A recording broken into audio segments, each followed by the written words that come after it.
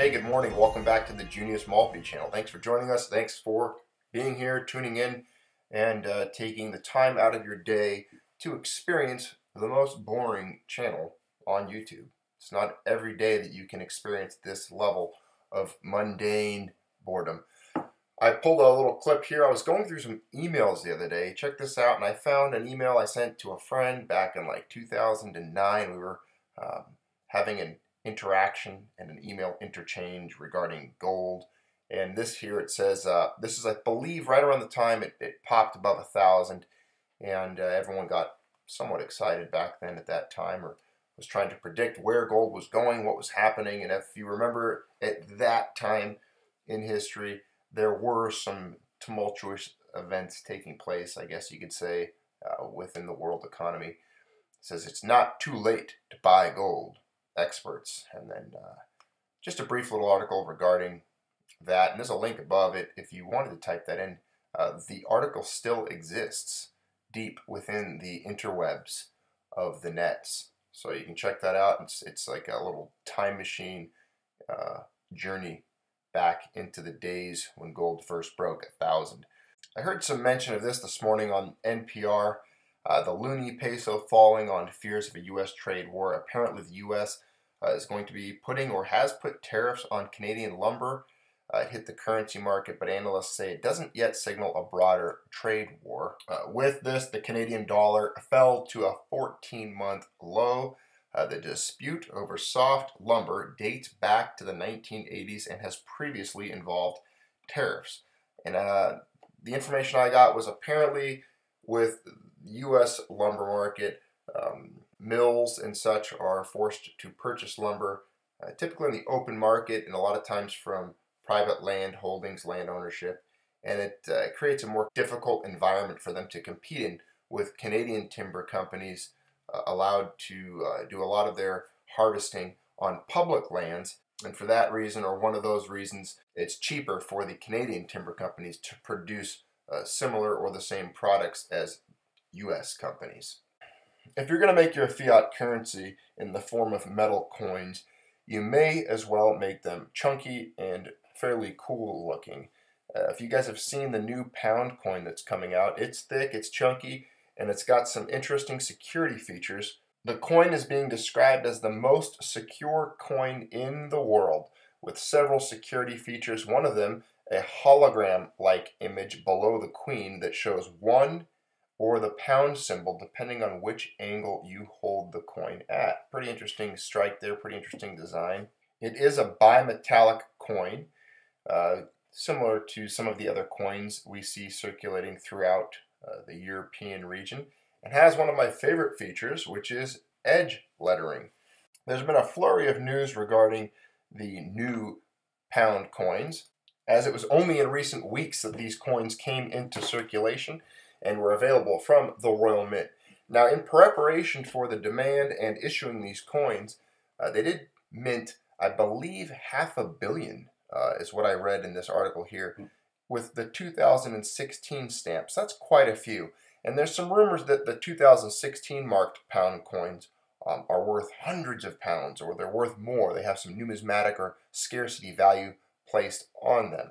And this article here was somewhat dispelling that rumor, saying, hey, there's a lot of 2016 marked pound coins, and they're not going to be worth what you think they are. So please refrain from purchasing 2016 marked pound coins on eBay thinking you're making some brilliant investment in numismatic history and numismatic value. If there is truly a 500 million, 500 million in circulation, I don't know of very many coins where a mint population was that high that ever held any value whatsoever, especially a coin made out of basically pot metal, or as a friend of mine on YouTube likes to put it, shrapnel. He calls junk coinage or fiat coinage shrapnel, or having pockets full of shrapnel. That's a term I will adopt because I think it's absolutely brilliant. He is a British gentleman, a friend of ours, a viewer, a subscriber here on the channel. And I will let him disclose himself in the comment section if he so chooses to unmask himself, because I do know who he is, and he's a friend of ours here. And during a live chat just recently, I mentioned how I had always admired and liked the chunky pound coins of the UK, and I never owned one. I never actually was able to acquire a pound coin. I'd seen them all the time. Friends of mine had them when they came back from Europe. And it's always strange to ask someone if you can have a coin that they brought back from some other country. So I never asked for it, but I just never was able to acquire a pound coin. For whatever reason, I have piles of foreign currency and coinage from around the world, and pound coins never made it into my possession. And I always liked them. I liked the thickness of them, the edge lettering. I just like products from the Royal Mint. It seems like the UK, the Royal Mint just dominates the minting scene for the world. And the history, everything about it, the symbolism, they're cool coins. They mint neat coins. Anyways, long story short, this dedicated Junius Maltby subscriber and friend, family member, I would consider them, people like that are part of this channel that are supportive and always here participating. Well, he heard that and he said, you know what? I'm sending Junius a pound coin. I'm going to send him a new pound coin from the Royal Mint. And so, sure enough, he actually went to the mint or ordered it directly from the Royal Mint. I don't know how that works over there in the UK, in England. When they come out with a new currency, you can go get it immediately, apparently. And he went and got one for me, and he packaged it up and sent it through the Royal Mail with actual UK stamps, which I'm going to save the stamps even on the envelope. So be prepared for that really cool unboxing video. Yeah, it's not precious metals, but it's a cool new coin design. And I'm actually anxious at this point to get it and to see, well, did I get one of these rumored to be more valuable 2016 pound coins? I mean, we just discussed that. We know they're not going to be exceptionally more valuable, but they are, at the time, presently, more coveted, it seems, by some. I'm just interested in seeing the security features, handling the coin, showing it to you guys, and I'll pull up some more information at that time, maybe get a little bit more background. We'll talk about the new British pound coin. Now, as we discussed, this coin was designed with security features in order to combat the plague of counterfeit pound coins that are inundating the UK.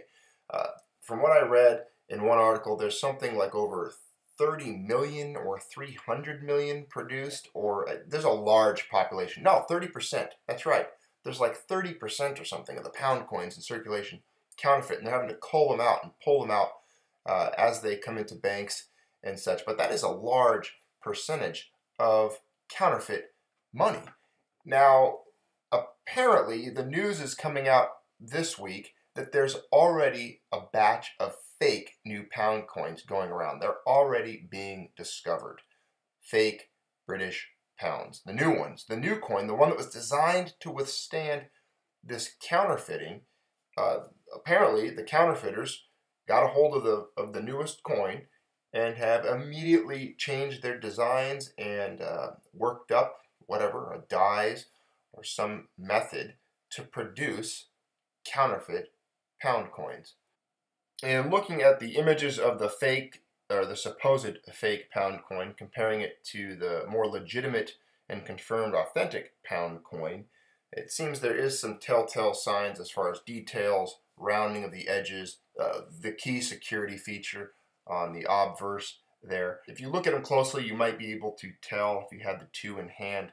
And there is one method to quickly judge whether or not a coin is counterfeit, apparently with the pound coin, and that is to hold the coin, place it on a table, exactly perpendicular. So maybe the queen's orientation or eyesight would be perpendicular, or the coin's orientation perpendicular, and then rotate the coin 180 degrees and look at the reverse. It should also, if you maintained that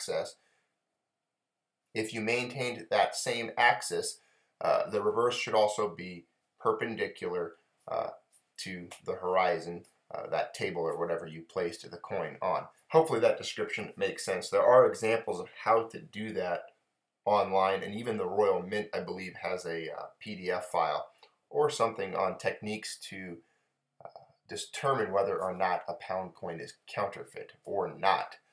So it looks like they have quite the issue with counterfeit over there with these coins in the UK, and it's going to be a long, drawn-out battle for them to design a coin that can resist the attempts of counterfeiters to even try to mimic it.